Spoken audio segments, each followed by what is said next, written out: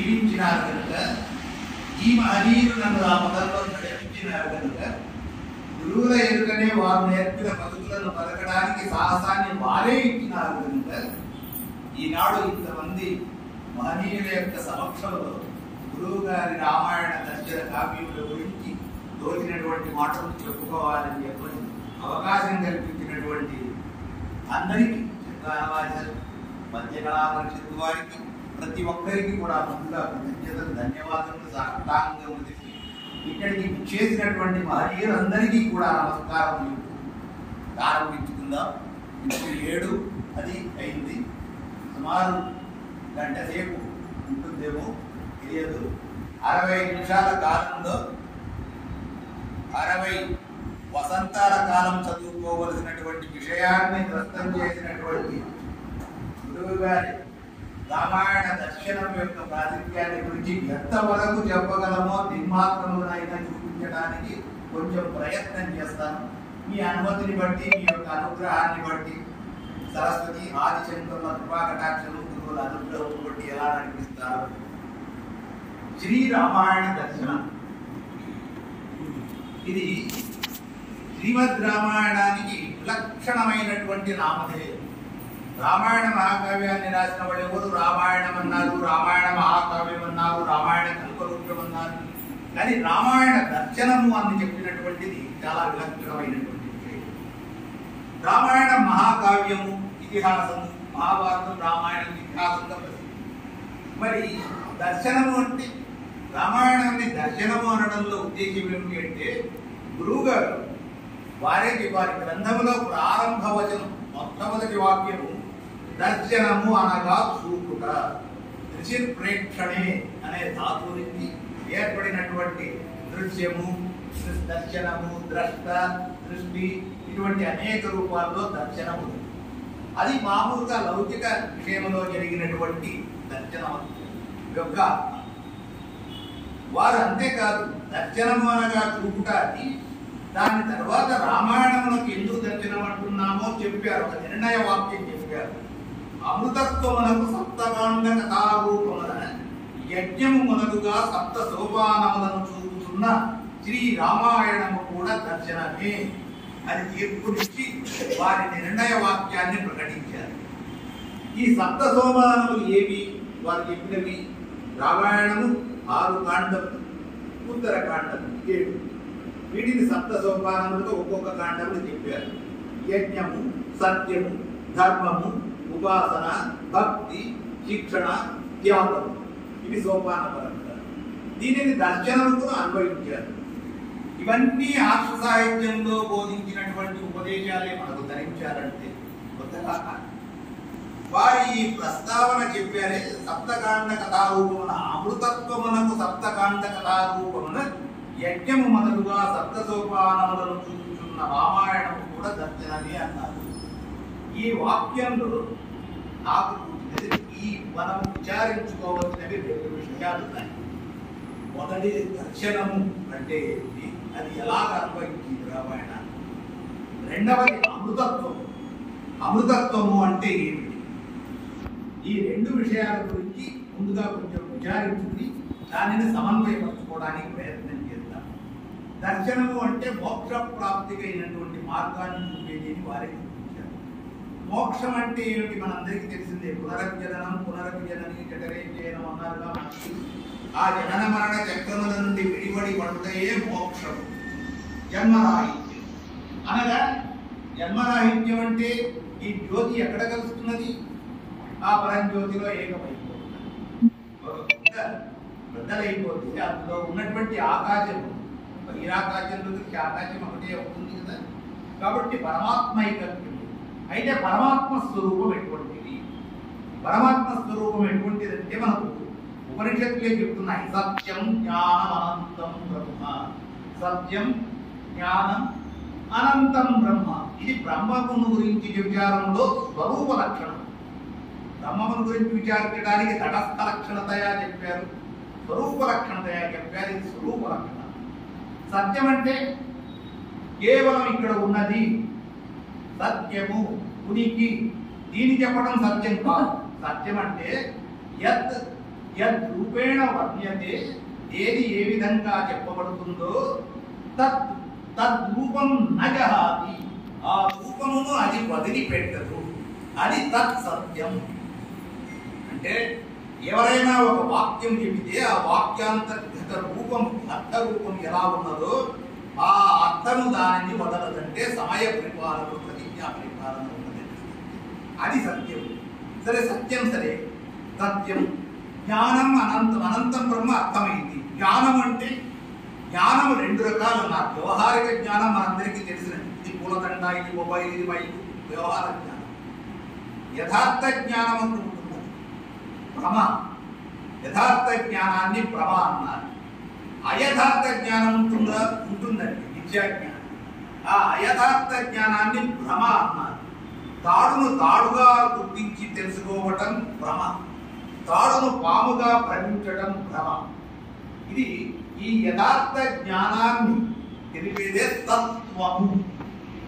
ఈ త్వప్రత్యయము తమాషగా ఉంటుంది, ఎక్కడ ఒత్తు ఇచ్చివారి వల్ల ఎక్కడ ఊరికే త్వము, మానవత్వము, అక్కడ ఒత్తు రాదు కాదు. మానవుడి యొక్క లక్షణము, సంబంధించిన లక్షణము, గోత్వము, మనుష్యత్వము, దైవత్వము. కానీ ఇక్కడ మనకు యథార్థ జ్ఞాన విషయంలో చెప్పేది తత్వము. అంటే తత్ అది, త్వము దాని యొక్క లక్షణం. అందుకని తత్వము రాసేటప్పుడు కొద్దిగా జాగ్రత్తగా ఉండాలి. ఏ తత్వమును గురించి మనం చెబుతున్నామో తత్వము అంటే దాని యొక్క లక్షణం. ఇప్పుడు మనకు దీని గురించి చెప్పడానికి మన ఆర్ష సంప్రదాయంలో 6 దర్శనాలు ఉన్నాయి, ఆస్తిక దర్శనాలు. సాంఖ్య, యోగ, పూర్వ మీమాంస, ఉత్తర మీమాంస, న్యాయ, వైశేషిక దర్శనాలు. వీటికి భిన్నంగా ఎక్కడ ఇది ఉంటుందో దానికి భిన్నంగా కూడా ఉండాలిగా. వీటికి భిన్నంగా నాస్తిక దర్శనాలు 6 కూడా ఉన్నాయి. నాస్తికో వేద నిందక అని చెప్పని అన్నారు. చార్వాక, బౌద్ధ, జైన, ఆర్హత, దిగంబర, సౌగత దర్శనాలు. వాటి ప్రసక్తి మనకు అనవసరము, అది కాదు. ఇప్పుడు ఈ యథార్థ జ్ఞానాన్ని తెలుసుకోవడానికి, దానికి అది సత్యము అని తెలియడానికి ఎలా తెలుసుకుంటాము అంటే భ్రమ కలుగుతున్నది.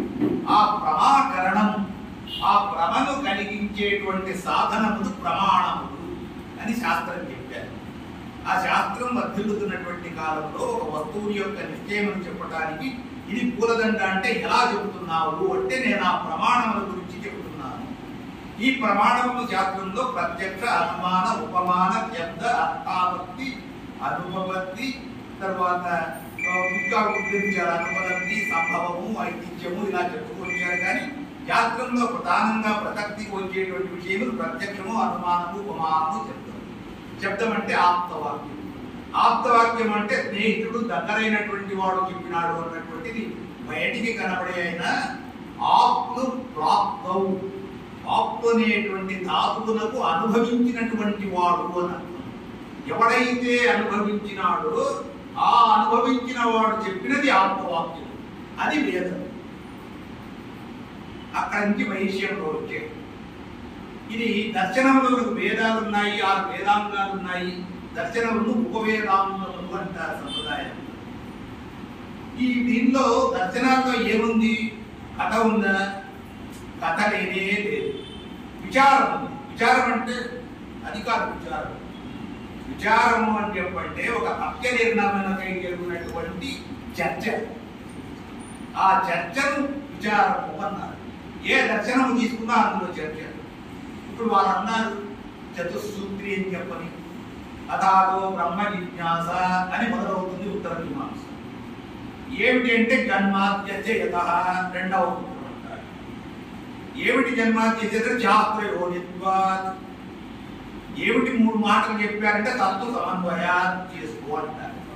ఈ 555 సూత్రాలలో మొదటి 4 సూత్రాలు చతుస్సూత్రి, వీటిని అధ్యయనం చేయడంతో తెల్లవారిపోతుంది. అక్కడనే బ్రహ్మసూత్ర భాష్యాధ్యయనం ఈనాడు ప్రథమాంతరం. అంటే ఒక దర్శనము వెనుక, ఒక వాక్యము, ఒక పదం వెనుక ఎంత అర్థం ఉన్నది. ఇప్పుడు గురువు గారి రామాయణ దర్శనం అంటే ఆ దర్శనము, ఆ అమృతత్వము, దాని వెనకల ఎంత అర్థం ఉన్నది అని ఒకటి అర్థం చేసుకోవాలి. ఏమిటి మరి? దర్శనంలో కథ ఉండదు, రామాయణంలో విచారం ఉంది. రామాయణంలో కథనే ఉండేది, సీతారాముల కథ ఉంది. మరి రామాయణం సీతారామ చరిత్ర దాన్ని దర్శనం ఎలాగంటారండి? ఏం విచారం అదాతో బ్రహ్మ జిజ్ఞాస ఉన్నదా అక్కడ? లేదే. పోనీ జమిని గారి వాక్యం తీసుకుంటే అదాతో ధర్మ జిజ్ఞాస అని మొదలుపెట్టాడు మహాత్ముడు ధర్మగాడు. అలా ఉన్నదా? అది లేదు. మరి రామాయణము దర్శనము అనడంలో విశిష్టత ఏమి అంటే, రామాయణమును మా గురువు గారు పరిశీలించినటువంటి అధ్యయనం చేసినటువంటి దృష్టిలో ఉన్న వైశిష్ట్యమే ఆ దర్శన పదములకు అక్కడ వస్తున్నది. రామాయణ దర్శనంలో ఈ గ్రంథంలో చాలా చిన్నది, దర్శనం చిన్నది, గీత గ్రంథం కూడా చిన్నది. ఈ గ్రంథంలో మీరు చెప్పినది రామాయణ కథనే చెప్పారు. దాన్ని చూస్తే మీకు రామాయణం కథనే ఉంటుంది. అక్కడ బాలకాండం, అయోధ్యాకాండం ఏమేమి జరిగాయి ఆ కథనే ఉంటుంది. అయితే వారు దాన్ని అమృతత్వమునకు సప్తకాండములు వలె సప్తకాండములలో సప్త సోపానములు వేసినారు కాబట్టి దర్శనము అన్నారు. మొదటిది దర్శనము అంటే కొంచెం అర్థం చూసుకున్నాము. అమృతత్వం అంటే ఏమిటి? అమృతము అని చెప్పంటే దేవతలందరూ అమృతం తాగారు, వాళ్ళందరికీ నడదు. అమృతం అంటే మరణమా? కాదు. అమృతం అంటే అది కాదు. చాలా చమత్కారమైనటువంటి విషయం బృహదారణ్యకోపనిషత్తులో తెలుస్తుంది. అమృతత్వము అన్నదానికి ఎటువంటి దానికి అన్వయిస్తుంది అన్నది యాజ్ఞవల్క్య మహర్షులు ఉన్నారు. జనక మహారాజు గారు మహావేదాంత మహాచక్రవర్తి ధర్మప్రభు సీతామహాదేవికి తండ్రి గారు, పరమ వేదాంతి. మా గురువు గారు చెప్పిన రహస్యం ఇంకొకటి ఉంది. మాతో చర్చించుకునేటప్పుడు జనక మహారాజు పరమ వేదాంతి, పరమ విజ్ఞాని ఇవే కాదు, ఆయన గొప్ప చిల్డ్రన్ స్పెషలిస్ట్ అన్నారు. మరి వారి గురించి పరిశీలించి చెప్పినటువంటి విషయాల్లో లౌకికములైనటువంటి అవసరమైన దానిలో కూడా జనకుడికి తెలుసు. అందుకే భూమిలో మట్టిలో దొరికిన సీతమ్మ శిశువును అంత జాగ్రత్తగా పెట్టుకొచ్చాడు. ఆ జనకుల వారు ఏర్పాటు చేస్తున్నటువంటి సమావేశంలో యాజ్ఞవల్క్యుల వారు వచ్చారు. గొప్ప వాదం చెప్పింది. యాజ్ఞవల్క్య గార్గి సంవాదం అందరికీ ప్రసిద్ధమైనది, కానీ మనకు అది కాదు. యాజ్ఞవల్క్యుల వారికి ఇద్దరు భార్యలు. అదేమిటండి? మహర్షి అన్ని వైరాగ్యాన్ని పెట్టుకోవాల్సినటువంటి వాడికి ఒకరు కాదు ఇద్దరు భార్యల ఏమిటి? అదండి, అది ఋషుడు. అది తర్వాత పెట్టుకుంటారు. వశిష్ఠుల వారు గృహస్థే, ప్రతివారు గృహస్థే. విశ్వామిత్రుల వారి విషయం అవుతుంది. గార్హస్థ్య ధర్మాన్ని ఆచరించి వచ్చినటువంటి అది ఒక పెద్ద కథ. ప్రతి మహర్షి కూడా అత్రి మహర్షి ఎవరైనా సరే ఈయనకి ఇద్దరు భార్య. యాజ్ఞవల్క్యుల వారికి అపారమైన సంపద, విద్యా సంపద, ధన సంపద, ప్రఖ్యాతి, కీర్తి, వైభవం. ఆయన కులపతి. కులపతి అంటే ఆ నాళ్లలో 10,000 మంది విద్యార్థులకు విద్య చెప్పి ఆవాసం ఇచ్చి భోజనం ఇచ్చి విద్యాదానం చేసేవారు కులపతి. ఊరికే కులపతి కాదు, ఈరోజు కులపతి చేసుకుంటారు. అలా వ్యాసుల వారి విద్యాలయంలో 10,000 మంది ఉన్నారని వేద ప్రామాణ్యం. యాజ్ఞవల్క్యుల వారు ఆయన కూడా వింటారు. ఆయన ఉన్నట్టుండి ఒకరోజు ఇద్దరిని పిలిచాడు, మైత్రేయి వాడిని. వారిని విడిచిపెట్టాడు. మైత్రేయోవాచ పిలిచాడు. ఏమన్నారు? ఉద్యాశ్చన్వారే, అయ్యో నేను ఇంతవరకు ఇక్కడ ఉన్నాను, ఇక్కడి నుంచి కొంచెం ముందుకు వెళ్ళదలుచుకున్నాను అన్నాను. పైకి వెళ్ళదలుచుకున్నాను. ఎక్కడ ఉన్నాడు ఆయన ఇప్పుడు? గృహస్థాశ్రమంలో ఉన్నాడు. దాని పైన ఆశ్రమం ఇది వానప్రస్థం. దీన్ని వదిలి నేను అక్కడికి పోతాను. అయితే నేను బాధ్యత రాహిత్యం. ఎందుకంటే తేన తే అనయ కాత్యాయన్య, ఆయన రెండవ భార్య పేరు కాత్యాయని, మొదటి భార్య మైత్రేయి. ఈ మైత్రేయి ఏం చెప్తున్నాడు? నీకు కాత్యాయనికి అన్యాయం చేసి అలాగే వదిలి వెళ్ళను. మీరు యావత్ జీవితం ఏ మాత్రము కూడా దుఃఖము క్లేశము అనుభవించకుండా కావలసినటువంటి సంపదంతా ఉంది అఖండంగా, దాన్ని మీ ఇద్దరికి పంచిపెట్టి నేను వెళ్ళిపోతాను, నేనేమీ తీసుకోను అన్నాడు. కాత్యాయనిగా సంతోషించారు. పర్వాలేదు, భర్త ఏదో వెళ్ళిపోతానంటే నాకేమిటిరా, ఎక్కడికి వెళ్ళాలని అనుకుంటున్నాము, మహానుభావుడు రక్షించాడని ఆమె అనుకున్నదేమో మనకు తెలియదు, ఆ విషయం లేదు. కానీ మైత్రేయి ఇంతవరకు ఆమె విన్నది కదా. ఆమె అన్నది మహాను ఏమన్నది? తావోవాచ మైత్రేయి యం భవయం భగవత్ సర్వా పృథివీ విత్తేన పూర్ణా స్యాత్ కథం తేన అమృతాస్యాం. అమృతం పదం అక్కడ వచ్చింది. ఆమె ఏమన్నది? బాంధవ సంపదలు ఇస్తానన్నావు బాగుంది, నువ్వెంత అర్పించావో దాంట్లో సగభాగం నాకు ఇస్తావు, సగం మా చెల్లెలు గారికి ఇస్తావు, బాగానే ఉంది. కానీ నాకు సందేశం, నీకు ఇంత కీర్తి మానవుడు ఎటువంటి సుఖములను కోరుకొని ఎటువంటి జీవితమును కోరుకుంటాడో అటువంటివన్నీ నీకు ఉన్నప్పటికీ ఇప్పుడు అవన్నీ వదిలి ఎక్కడికో పోతాను అంటే ఇవన్నీ నీకేమి ఇవ్వలేదు అని నాకు అర్థమైంది. కాబట్టి ఒక ప్రశ్న అడుగుతాను. పృథివీ విత్తేన పూర్ణ, ఈ భూమిలో ఉన్న సమస్తమైనటువంటి సంపదలనన్నీ ఇచ్చినా కూడా తేన అమృతాస్యాం స్యాత్, దాని వలన నాకు అమృతత్వము సిద్ధించునా. అమృతత్వము అన్న పదం అక్కడ ఉపనిషత్తులో వచ్చింది. అంటే యువావిగారిగా మహానుభావుడు ఏ మాత్రము జరుపుకోకుండా చెప్పాడు, ఇంత సంపద నాకు అమృతత్వ సిద్ధిస్తుంది అంటే ఆయన నా ఇది నో ఇవ్వదు లేదు, ఒకటే దొక్క తిరుగుడు లేదు మన ఉపన్యాసాలు దాన్ని ఇవ్వదు అన్నాడు. మరి ధనం ఎందుకు? ఆయనే చెప్పాడు, యథైవోపకరణాదాం జీవితం తథైవతే జీవితం స్యాత్. మరి ధనం సంపదలు ఎందుకు ఉపయోగపడతాయంటే నీ జీవితంలో ధనం అవసరం. ఎందుకంటే భాగవతంలో అంటాడు, ప్రాణయాత్రాహిలోకస్య వినాప్యర్థం నసిద్ధ్యతే అంటాడు అర్జునుడు. లోకంలో ప్రాణయాత్ర ధనంతో ధనం లేకపోతే జరగనే జరగదు. ధనమూల్యం ఇదం జగత్తని లక్ష్మణుల వారు రాముల వారితో అంటారు. కాబట్టి ధనం అవసరమే. ఎందుకు? నీకు ఐహికములైనటువంటి విషయములన్నిటిలో కూడా ఆనుకూల్యము సుఖములను ఇవ్వడానికి ప్రయత్నించేది ధనము. అంతవరకు ధనం సాధిస్తుంది. కానీ అమృతత్వస్యతు నాశాస్తి, అమృతత్వానికి మాత్రం అది పనికి రాదు. ఈ ఐహికములైనటువంటి తత్వలు ఏవైనా సరే ఈ ఐహిక విషయాలు పనికిరావు. ఈ మాట ఎప్పుడైతే చెప్పాడో అప్పుడు మైత్రేయి గారు అన్నారు, ఎంత గొప్ప మాట అన్నది మాటలి రాహోవాచ మైత్రేయి పరిషద్ధాట ఏన అహం నామృతస్యాం కిమహం తేన కుర్యాం యదేవ భగవన్ వేద తదేవ మే. ఏమన్నారంటే ఏవం ముక్తైనా అన్నది ఆదిశంకరుల వారి సంబంధ వాక్యం ఉంటుందండి. అమృతప్రాయ విద్యలో చెప్తే ఎక్కడో ఏ ఆందోళనలో గెలుస్తున్నట్టు వారి మాటలో ఉన్న మాధురి. వారు అంటారు కదా, ఏవం ముక్త ప్రత్యువా ఏమన్నదామే యది ఏవం ఏన అహం నా అమృతస్యాం. ఏ ఒకవేళ ఏ దేని చేతనైతే నాకు మీరు సంపాదిస్తారు అందిస్తారు ఇది ఇస్తారు అంటున్నారు, దేని చేతనైతే నాకు అమృతత్వం సిద్ధించదో దానితో కిం అహం తేన విద్యేన కుర్యా. ఆ డబ్బుతో నేను ఏం చేసుకోను, నాకు డబ్బు కాదు అమృతత్వమే కావాలి. అంటే ఇక్కడ అమృతత్వానికి మనకు ఒక ఆధారం ఇచ్చారు. అమృతత్వం అంటే శాశ్వతమైనటువంటి అది దానిలో మనకు నిత్యానిత్య వస్తు వివేకములు ఆచార్య వారు మనకు ఆ వివేక చూడామణిలో వివరించినట్టు నిత్యానిత్య వివేకము ప్రప్రథమం. ఏది నిత్యము ఏది అనిత్యము, ఆ నిత్యం ఏదో అది సత్యము, అది అమృతత్వము అని చెప్పారు. ఇది అక్కడి నుంచి మహానుభావుడు నాకు చెప్పాడు, సరే కూర్చొని నువ్వు ఎంత మంచి దానివి, నువ్వు మొదటి నుంచి కూడా నాకు ఇష్టమైన పనులే అనుకూలంగా చేస్తూ వచ్చావు, ఇప్పుడు ఇది చెప్పడంతో నాకు ఇంకా ప్రియం సంతోషమైంది.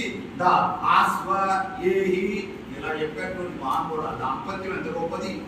నువ్వు ఇంత అడుగుతున్నావు, దాదా కూర్చో చెప్తాను. నేను చెప్పేది జాగ్రత్తగా ఇది ఇక్కడ కూడా ధ్యానంతో అని చెప్పి మహానుభావుడు మొదలు పెట్టాడండి. అరే అత్యుక్కామాయ నవా అరే అత్యుక్కామాయ ప్రతిక్రియా భవతి ఆత్మనస్తు కామాయ ప్రతిక్రియా భవతి. అంటే నా ముగుడికి నేను ఇష్టమైనటువంటి పనులు చేస్తున్నాను కాబట్టి నా ముగుడు గౌరవం చేస్తున్నాను అనడం కాదు. నువ్వు నీ కోసమే చేస్తున్నావు, నీ మొగుడు సంతోషం కోసం కాదు. ఆత్మనస్తు కామాయ ఛాయాప్రియం భవతి. అంటే ఒకడు బెనారస్ వెళ్తాడు, కానీ బెనారస్ పట్టు చీర తెస్తాడు, నీకు చూసావా నీ కోసం 6,000 7,000 ఖర్చు పెట్టి బెనారస్ పట్టు చీర తెచ్చాను, నీ కోసం తెచ్చాను. అది ఆమె కోసం కాదు. ఆమె కట్టుకుంటే గృహిణి ఆ మహాలక్ష్మి స్వరూపాన్ని చూసి ఆనందించాలనే వాడి సుఖం కోసం తెచ్చాడు. బాణవాక్యంలో అది ఆత్మనస్తు కామాయ. మనం ఏ పని మొత్తం అన్ని చెప్పారంటే ఆత్మనస్తు కామాయ పుత్ర ప్రియ భవతి, ఆత్మనస్తు కామాయ ఉత్తమ ప్రియం భవతి, ఆత్మనస్తు లోకా ప్రియం భవతి, ఇంకుదా ప్రియం భవతి అన్ని చెప్పి ఆత్మనస్తు కామాయ సర్వం ప్రియం భవతి. ఏదైనా తీసుకో నీ కోసమే చేస్తున్నావు, నీ ఆత్మ కోసమే, కానీ నీ కోసం చేస్తున్నాయి. నేను వచ్చి మీ అందరి కోసం ఉపకారిస్తున్నాను, మీ అందరికి తెలియాలి దుఃఖం ఏదో మనం అనుకుంటుకోవాలని వస్తున్నాం. కానీ ఏ పని చేసినా కూడా ఆలోచించుకోండి, మన ఇంట్లో పిల్లలకు చక్కగా వండి పెడుతున్నామంటే ఒరే రాండ్రా పిల్లలు నీ కోసం అంతా వండి పెట్టాను రాయింది అంటే వాళ్ళ కోసం కాదు, వాళ్ళు అప్పుడు ఆరగించి ఆనందంగా ఉంటే మన మనసు ఎంత అది ఆనందం, అది ఎవరైనా ఉన్నారు. ఈ మాట చెప్పి ఆయన అన్నారు మైత్రేయి ఇది తీసుకోవాలి, కాబట్టి అది అమృతత్వం. మరి అమృతత్వ సాధనం ఎలా కదా అని అడిగింది విద్వంతులంటే సమాధానం ఇవ్వాలిగా. మహర్షి ఏమన్నాడంటే అమృతత్వ సాధనం వైరాగ్యం, త్యాగము. వైరాగ్యం అంటే ఏమి? ఉపనిధిక్షుడు ఏమో చెబుతాను నేను. ఛాయాపతి పుత్రాదిభ్యో విరాగం త్యాగం వైరాగ్యం. త్యాగం అత్యంత ప్రియమైనటువంటి దారాసుదారుల పట్ల కూడా మోహము లేకుండా ఉండడం, ప్రవర్తించడం. కాబట్టి గురువు గారి వాక్యము దర్శనములో ఎక్కడ ప్రారంభమైంది? యజ్ఞముతో ప్రారంభమై త్యాగముతో అంతమైంది అమృతత్వ శక్తి. ఇది సోపానం. తత్ర తత్ర ఇష్టతరత్వాత్ వైరాగ్యస్య సర్వగ్రహణం. వైరాగ్యం ఒకటి వచ్చిందంటే అన్నీ కూడా సంతరిస్తాయి. మరి ఇది ఆత్మతత్వం ఇది ఆత్మతత్వం భవతి. మరి మనమంతా అహం అని ఉందిగా, ఆత్మ అహం ఈ రెండింటికి సంబంధం ఏమిటంటే ఆత్మైవ ఇదమగ్ర ఆసీత్ అని ఉపనిషత్తు అంటుంది. ఏమిటి? బ్రహ్మ విద్యా బ్రాహ్మణని బృహదారణ్యకంలో ప్రథమ గంధంలో చతుర్థ బ్రాహ్మణము బ్రహ్మ విద్యా బ్రాహ్మణం. అది ఆత్మైవ ఇదమగ్ర, మొట్టమొదట ఆత్మనే ఉండినది సృష్టిలో, మరొకటి శాంతుజ్యం కూడా చెప్తుంది. బహుశ్యాం ప్రజాయేయ ఇది నేనే అనేక రూపములుగా ఆవిష్కరింపబడాలి. ఇదేమన్నాడు? ఆత్మావా ఇది అగ్రమాసి అని. తర్వాత ఏమన్నాడు? సహ అహమస్మి ఇది అగ్రే వ్యాహర. అహమస్మి ఆ మాట ఆత్మావాయులా ఉంది. ఆయన బయటకు వచ్చి అన్నట్ట ప్రజాపతి సృష్టికర్త సహా ఏమన్నాడు? అహం అస్మి, నేనే ఉన్నాను, అయి ఉన్నాను. అహం అస్మి. అస్మి అంటే వర్తమాన క్రియ, వర్తమానే అస్మి క్రియకు. అది ఉత్తమ పురుషుడు ఏకవచనంలో వర్తమాన క్రియకు నేనై ఉన్నాను. అయి ఉన్నానంటే చాలదే, అహమస్మి నేనున్నట్టు అదే వ్యవహారం. మరి మీరు నేను ఎక్కడున్నావు అంటే నేనే ఉన్నాను అని మనం కూడా అంటాం. ఉన్నానంటే చాలదా? మరి నేనంటే అది మొదలు, అది అహం. ఆ తత్వం ఏదైతే ఉందో అది గ్రహించి సోహమస్మి ఇది అగ్రే వ్యవహారం. దాని వలన వచ్చినటువంటిది ఏమిటి అంటే లోకములో ప్రతి చోట ఈ అహం శబ్దం వ్యాపించిందంట. ఆయన నేనున్నాను అని ముందుగా పరబ్రహ్మం ఎలా పలికిందో దాన్ని బట్టి బ్రహ్మము అహం అనే పేరు గలవాడు అయ్యాను. బ్రహ్మకు అహం అని పేరు వచ్చింది. అహం అంటే బ్రహ్మస్వరూపము. అందువల్లనే ఇప్పుడు మనకు సర్వసామాజికంగా చూస్తుంటే కూడా ఏం చేస్తాము? పిలిచినప్పుడు ఓ ఎవరు అంటే ఇగో నేనే వస్తున్నా అంటారు. రాముల వారు అర్ధరాత్రి పోయి వశిష్ఠుల వారు తలుపు తట్టారు. లోపల వశిష్ఠుల వారు అర్ధరాత్రి వచ్చారు, ఎవరు వచ్చారు ఆగంతుకులని ఎవరని అన్నారు. నేనే అన్నారు రాముల వారు. గురువు గారు గ్రహిస్తారు కదా. వశిష్ఠుల వారిని నేనే అంటే ఎవరు అన్నారు. అది తెలుసుకుందామనే వచ్చాను స్వామి. యోగ వాసిష్టం జ్ఞానం, సత్యం జ్ఞానం రెండింటికి సమన్వయం ఉంది. ఇప్పుడు మనం ఏం చెప్తాము? ఎవరినైనా పరిచయం చేసుకోవాలి అంటే ఏం చెప్తాము?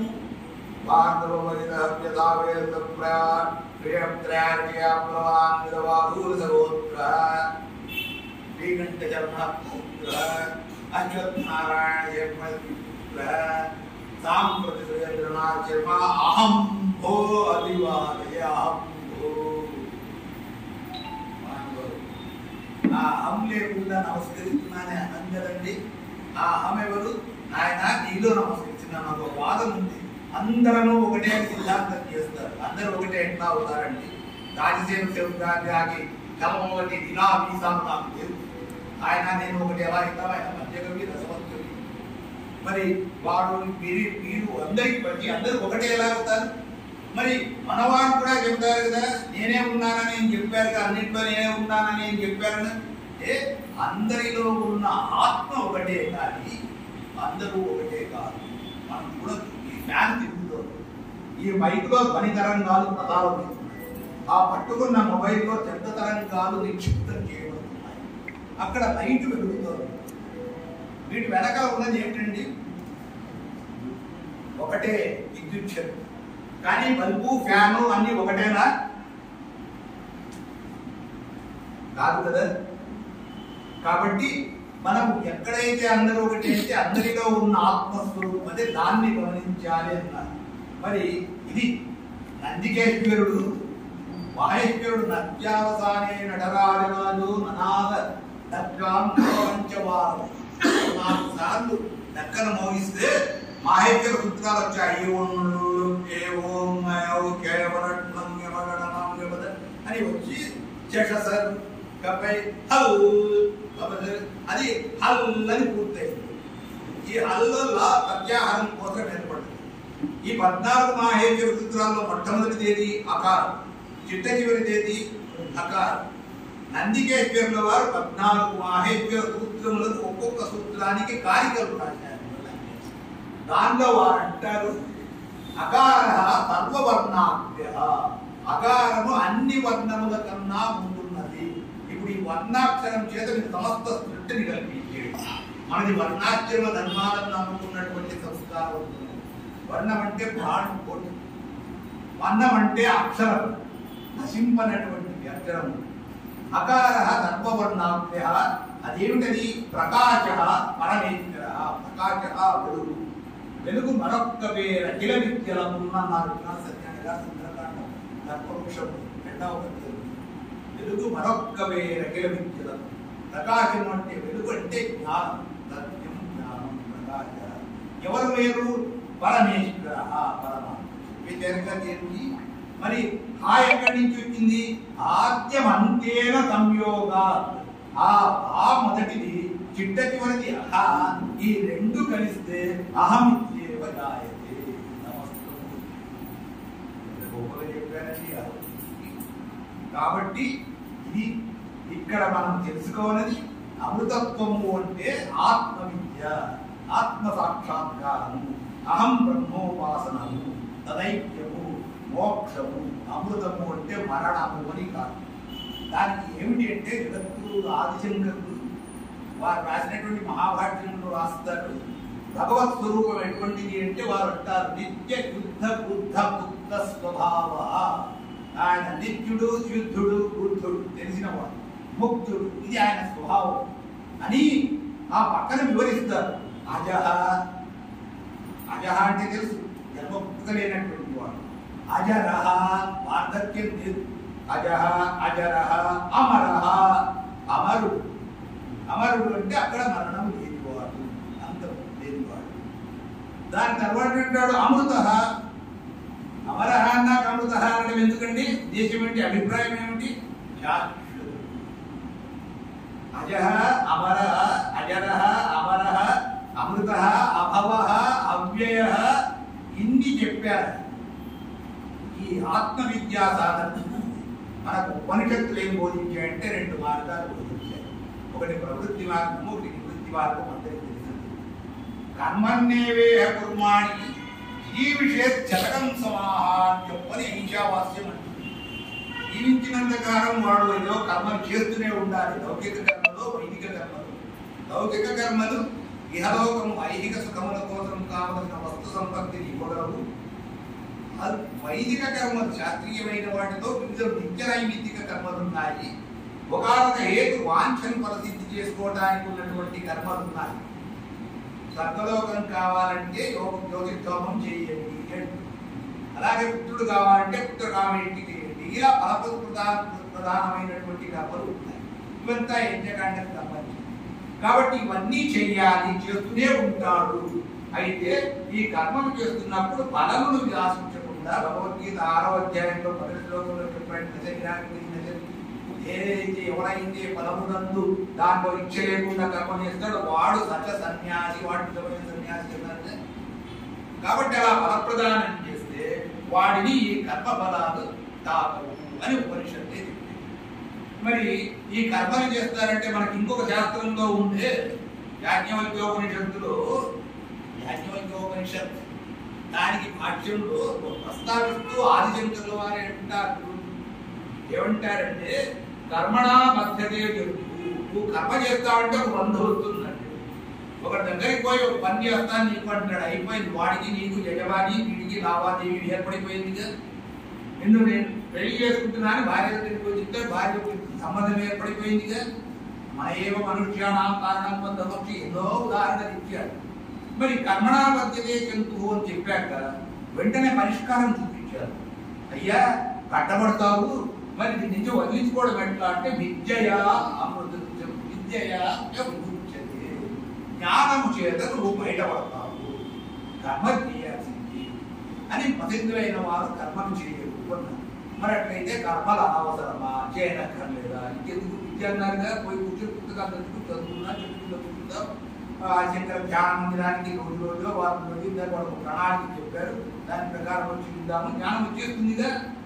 అక్కడ ఒక సంచిలో పెట్టింటారు, పిడిగలో గుడ్డులో సంచిలో వేసుకొని పోదాము, ఉద్యోగం అంటామా అంటే కానే కాదు. కర్మలు చాలా చెయ్యాలి. అవి నిత్యము, నిత్య కర్మలు, నైమిత్తిక కర్మలు, వైదిక కర్మలు, ప్రయోజన కర్మలు ఎన్నో చేయాలి. నిత్యం అంటే పరిచయం. మనం చేసే సారస్వతం కూడా క్షేమేంద్రుల వారు అంటారు, ఔచిత్య చర్చ చేసినటువంటి అలంకారికుడు, కాశ్మీర దేశ అలంకారికుడు అంటాడు, వ్రతం సారస్వతో యాగ, సారస్వతోపాసన కూడా ఒక యజ్ఞము. మరి ఒకవైపు కర్మలు చేయమంటారు, కర్మలు చేస్తే బాధను వర్తిస్తుందంటారు, దానికోసం జ్ఞానం అంటారు. పోనీ దీన్ని వదిలి అక్కడికి పోతాను, జ్ఞానం కోసం ఇది కూడా చేయాలంటారు. ఎలాగండి అని చెప్పండి, ఏదో ఒకటి చెప్పండి. అర్జునుడు కృష్ణుడిని నిలదీశాడుగా, ఊరికే నువ్వు చేయమంటావు వద్దంటావు, నేను కర్మ త్యాగం చేయాలా, కర్మ ఏదో ఒకటి చెప్పు, యామిశ్రేణ నన్ను కన్ఫ్యూజ్ చేస్తున్నావు. మరి మీరు కూడా కన్ఫ్యూజ్ చేస్తున్నారంటే కర్తవ్యం ఏ ఉపనిషత్తు అయితే కర్మన్నదే ఆ ఉపనిషత్తే ఉపనిషత్తు అని చెప్పి. కాబట్టి ఏం చేయాలి అంటే అవిద్యయ మృత్యుం తీర్వ విద్యయ అమృతత్వం వచ్చింది. మళ్ళీ అమృతత్వం దగ్గర మనం విచారించుకుంటున్నది అమృతత్వం అంటే ఏమిటనే కదండి. కాబట్టి దానికి భిన్నంగా మన విచారం ఉంటే అది నిష్ఫలం. కాబట్టి అమృతత్వం అంటే ఏమిటి అని తెలుసుకోవడానికి ఇంత ప్రయాణం చేశాము. అవిద్యయ మృత్యుం. అవిద్య అంటే అజ్ఞానం, అజ్ఞానం అని కాదండి ఇక్కడ. అవిద్య అంటే యజ్ఞకాండ, విద్య అంటే జ్ఞానకాండ. జ్ఞానకాండకు భిన్నముగా ఉన్నది కాబట్టి ప్రవృత్తి మార్గం. ఈ ప్రవృత్తి మార్గంలో తప్పకుండా కర్మలు చేయాలి, చేసి జ్ఞానము చేత విముక్తి చెందాలి, అమృతత్వాన్ని సంపాదించుకోవాలి అన్నారు.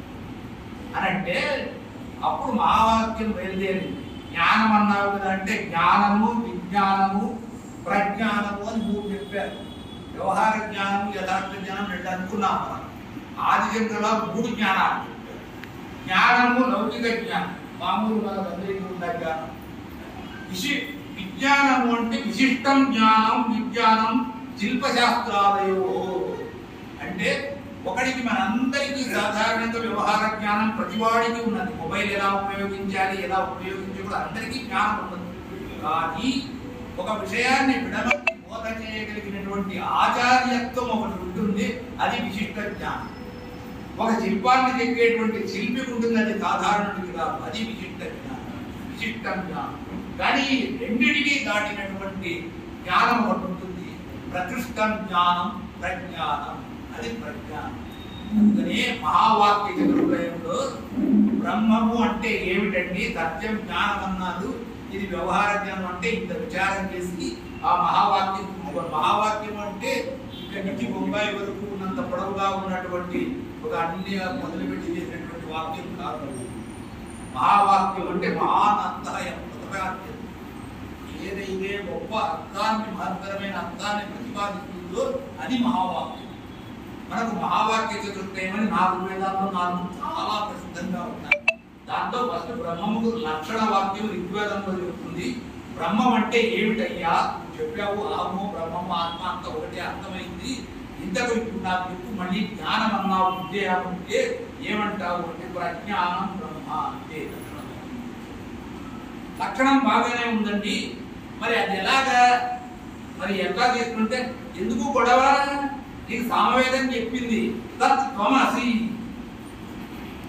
అది నువ్వే అయ్యావయ్యా, నీకెందుకు? ఇది ఉపదేశ వాక్యం. మీ లక్షణ వాక్యం బోధపడింది, ఉపదేశ వాక్యం అర్థమైంది. కానీ అది నేను పొందేది ఎట్లా అంటే అయం ఆత్మ బ్రహ్మ, ఈ ఆత్మనే బ్రహ్మముగా నాయన అని దానికి సాక్షాత్కార వాక్యం చెప్పారు. ఇంత కన్ఫ్యూజన్ లేదు. చాలా వేదాంతం అంటే మనకి లాంటి ఎక్కడో అర్థాల్లో ఉన్నది, వేదానికి అర్థం కాదండి. వేద అంటే విద్లు జ్ఞాని, విద జ్ఞాని, విదాని జ్ఞాన ధాతు అర్థము జ్ఞానము అని అర్థం. ఆ జ్ఞానము తెలియడం, ఆ జ్ఞానం ఇన్ని జ్ఞానాల తర్వాత ప్రజ్ఞానం, చిట్ట చివరి జ్ఞానం ఏదైతే ఉందో అంతిమదేదో అది వేదాంతం. అంతేగాని మనం చెప్పుకున్నటువంటి లేనటువంటి మనం తీసి పారేస్తుంటాం. పెట్ట వేదాంతం ఉంటుంది, ఏవేవో.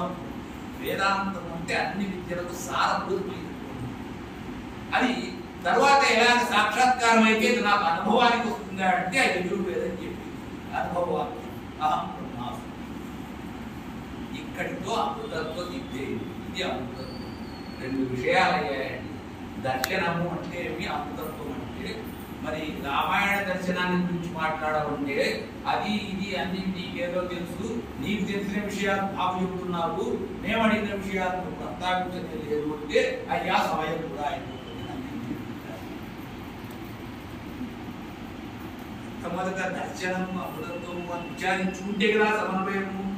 కాబట్టి ఇవన్నిటిలో కర్మజ్ఞాన భక్తి మార్గాల్లో అన్నీ ఉన్నాయి, చేసుకోవాలి. భక్తి ముఖ్యమే, అన్ని ముఖ్యమే. మోక్షదాయక సామర్థ్యం భక్తి రేవనీయసి అని విశ్వచుడామంటో అర్జునుడు గారు అంటారు. మరి భక్తి ఏమిటి అంటే స్వస్వరూప సంధానం, స్వస్వరూపానుసంధానం భక్తి నిత్య విధీయతి అని ఆయన భక్తి గురించి.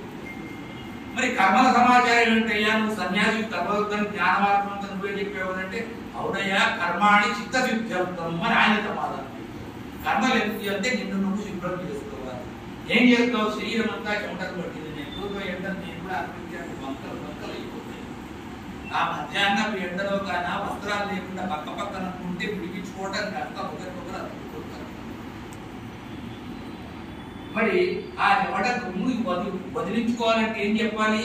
అగ్ని గాత్రాన్ని శుద్ధి, ఈ నీటి చేత శరీరము శుద్ధపడుతుంది. స్నానం చేస్తాం సత్యం యుద్ధము. అది ఈ శరీరం సమాచారం సర్వయ్యా, నీవేదో లోపలేదో ఉందంటున్నావే, అదేమిటి? మనః సత్యేన శుద్ధి, నీ మనసు సత్యవాక్యం చేత శుద్ధి చేయదు. ఇది విచారం. కాబట్టి కర్మణా జాయతే భక్తి, భక్త్యా జ్ఞానం ప్రజాయతే, జ్ఞానేన ప్రజాయతే ముక్తి. ఇది శాస్త్రార్థ సంగ్రహ అని శ్రీకృష్ణ భగవానుడే చెప్పారు డాక్టర్. కాబట్టి కర్మ జ్ఞాన భక్తి వీటితో వైరాగ్యము అమృతత్వము అని అంటే ఇప్పుడు మనకు రామాయణము, మహాభారతము, మహాభాగవతం 3 ఉన్నాయి.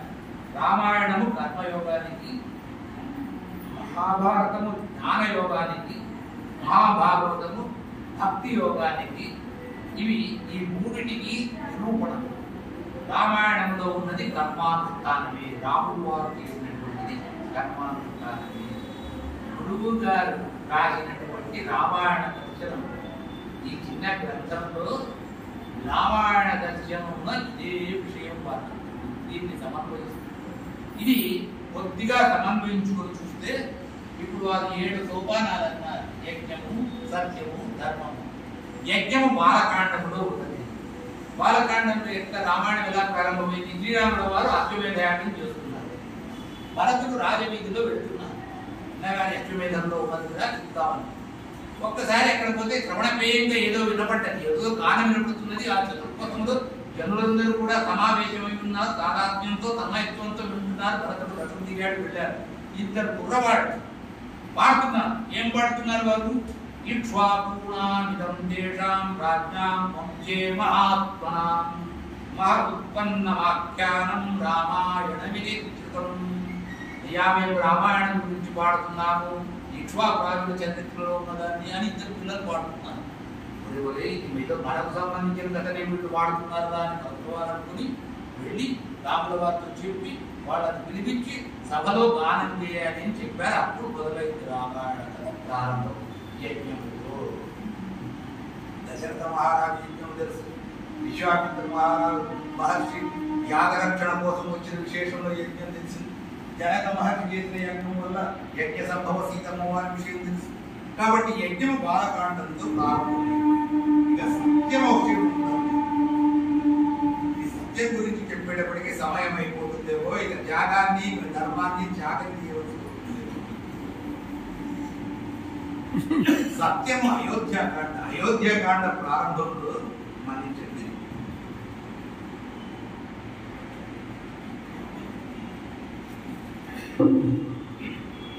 సత్యం ఏకపదం బ్రహ్మ.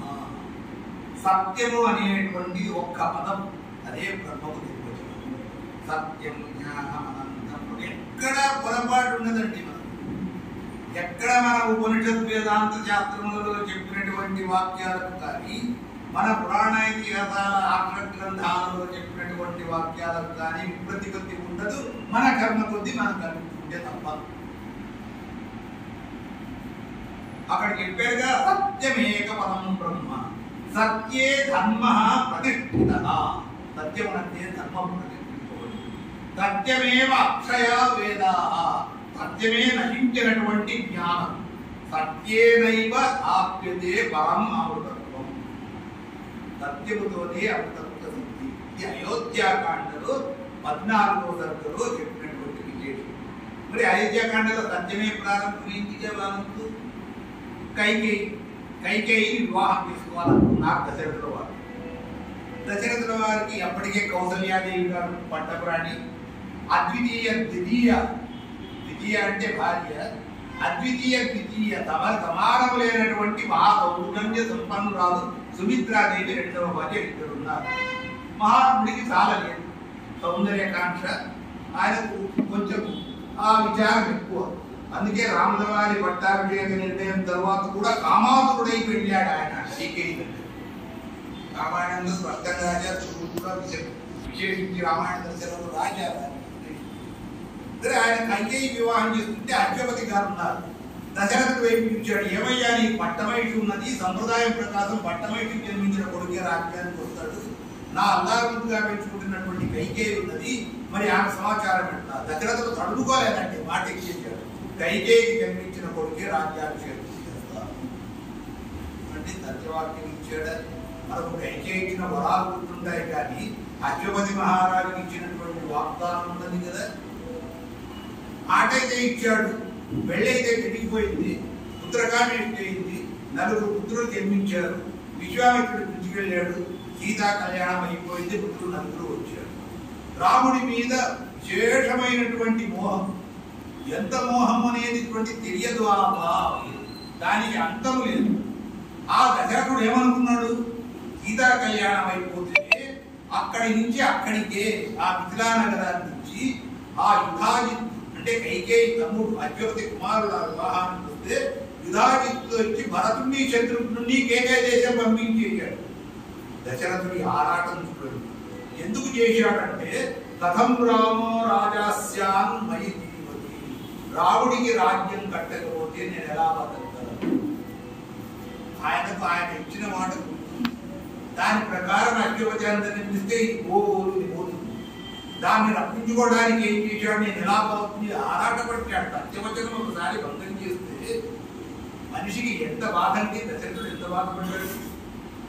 కదా రామసుతం ద్రక్ష్యాం అభిషిక్తం అహం ప్రియం. నాకు అత్యంత ప్రీతిపాత్రుడైనటువంటి రాముడిని అభిషిక్తుడిగా ఎప్పుడు చూస్తాను. నిలవిలలాడిపోయాడు. మరి అలా బహిరంగ ప్రకటన చేసి వీళ్ళందరి ముందు చేస్తే అధిపతి వచ్చి నిలదీయడు. పెద్ద మనిషి ఏమంటారు, పంచాయతీ పెడతారు కదా, ఆ వార్తనే చెప్పలేదు. జనకుల వారిని పిలిపించనే లేదు.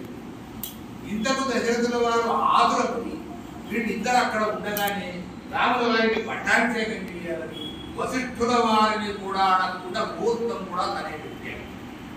రామాయణ దర్శనం చూడండి, గురువుగారు బాగా చాలా చక్కగా వ్యాఖ్యానించారు. ఏం చెప్తే తేలిక వాక్యాలు చాలా ప్రామాణికంగా చెప్పారు.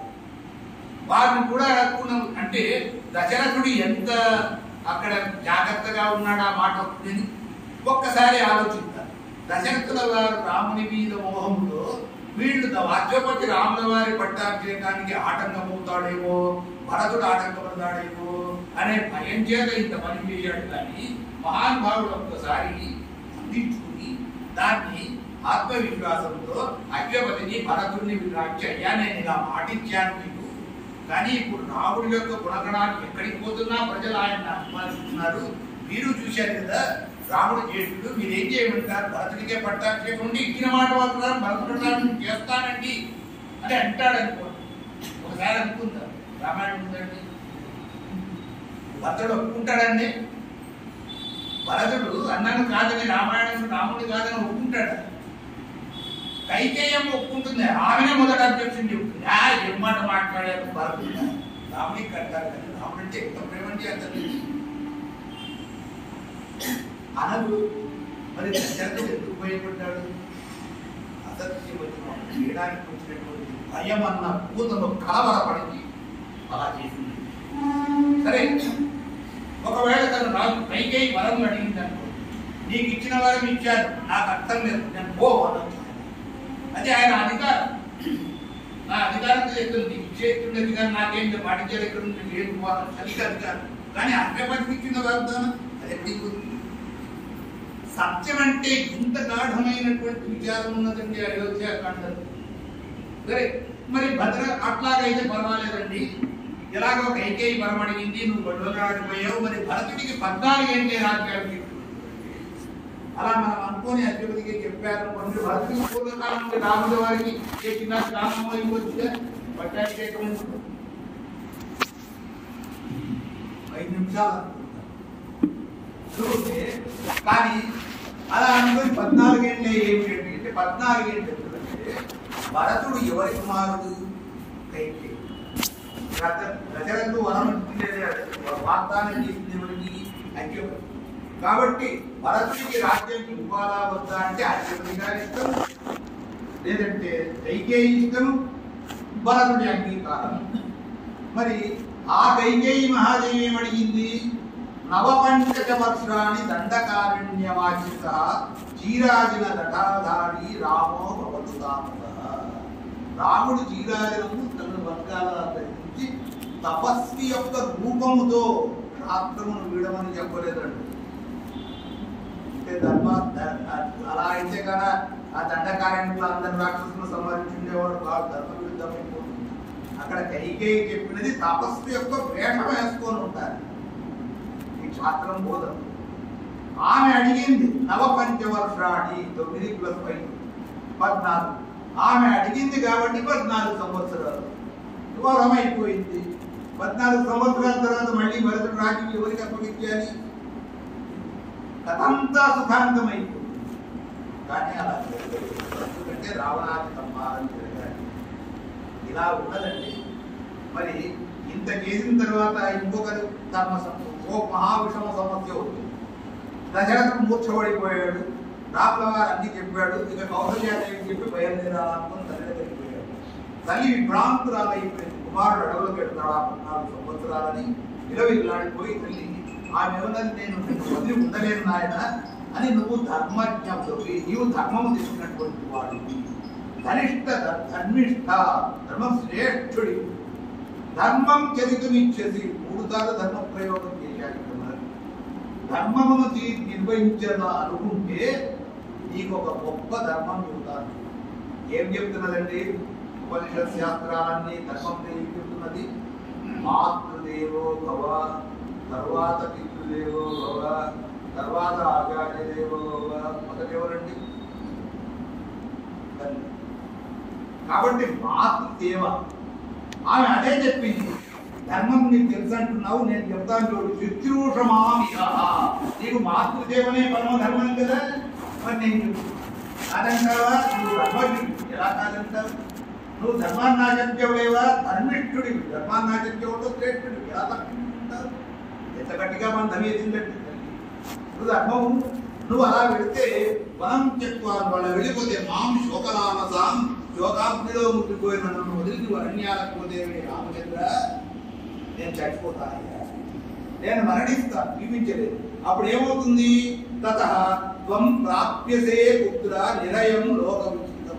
అప్పుడు నీకు మాతృద్రోహం చేసినటువంటి పాపం చుట్టుకుని నరకానికి పోతావు. ఇది చెప్తున్నారు మాతృదేవ. ఇప్పుడు ఏం చేస్తావు చెప్పుకోండి.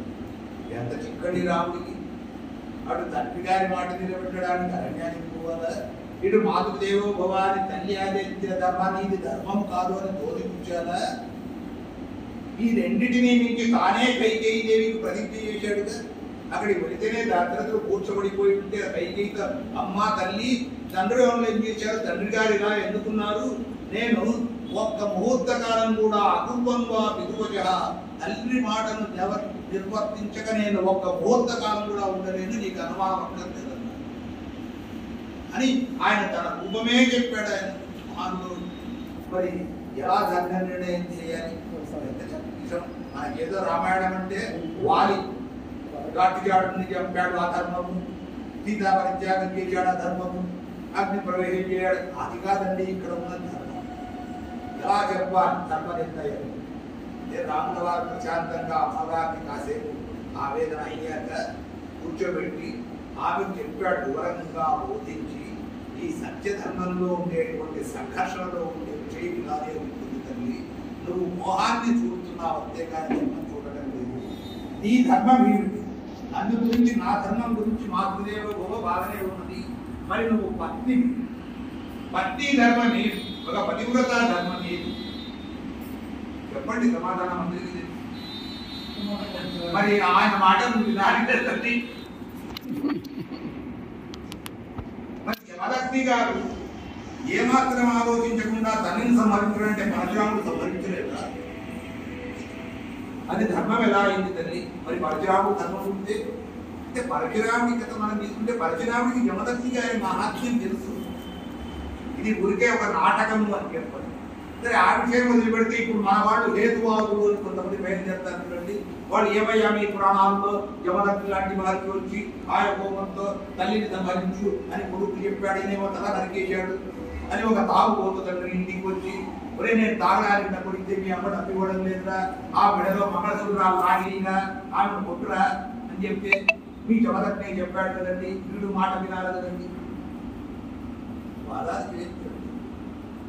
దాని ప్రశ్న ఉంది. అప్పుడు నాకు ఒక ప్రశ్న చెప్తాను, నాయన నువ్వు ఎవరిని ప్రస్తావించావు? యమదగ్నిని ప్రస్తావించారు.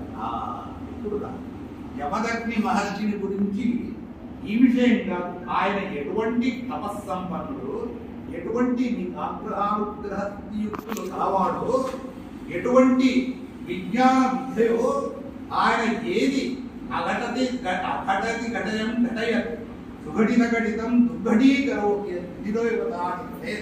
అన్నట్టుగా అఖండ శక్తి సంపన్నుడైనటువంటి జమదగ్ని యొక్క ఆయనతో పోల్చుకుంటున్నావు. నువ్వు జమదగ్ని నఖ కేశాగ్రములలో సహస్రాంశమైన నీ తేజంలో ఉంటే జమదగ్ని పేరు తీసుకురా, అప్పుడు మాట్లాడు. నా దేవస్య చరితమాచరేత్తన్నాడు చాణక్యుడు. దేవతలతో ఎప్పుడు పోల్చుకోవద్దు అని మనమే చూస్తాం. ఇప్పుడు మంత్రి గారు వస్తారు, ఆయన కాదండి నేను ముందు పోతా అంటే పోలీసు వాళ్ళు చేతులు బట్టి విసిరేస్తారు. వాటితో ఎలా పోల్చుకుంటాం మనం? అంతేకాదండి వాటిని ఏం చెబుతుంది?